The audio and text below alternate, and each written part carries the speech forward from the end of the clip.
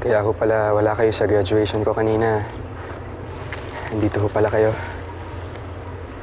Ma'am, nangyari na ho. Ma'am, yung matagal ho natin pinapangarap, nakuha ko na po.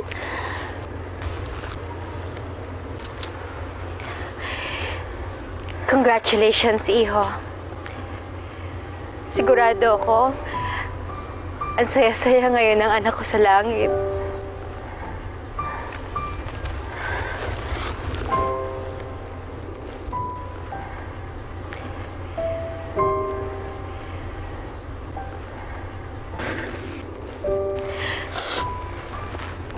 Sayang lang po.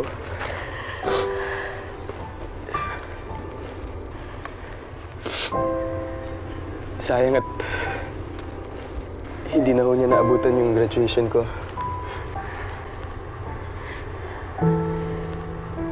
Of all the events na nangyari po sa buhay ko,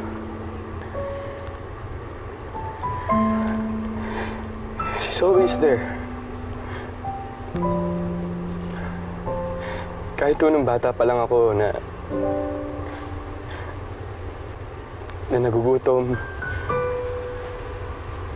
na nagpalaboy-laboy sa kalye.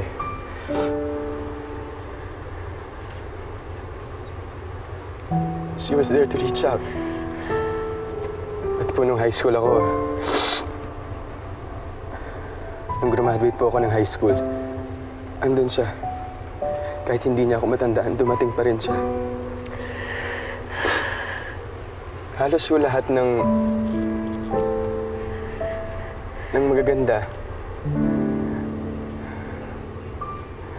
at malalalim na pangyayari sa buhay ko,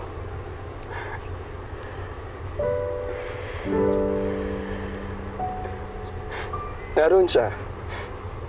Except for today. Sayang.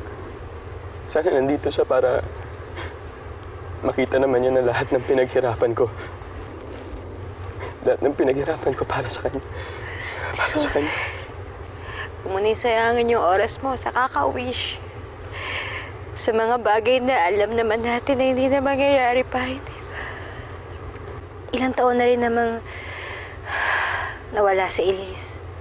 Tagal na tayong iniwan ng anak ko.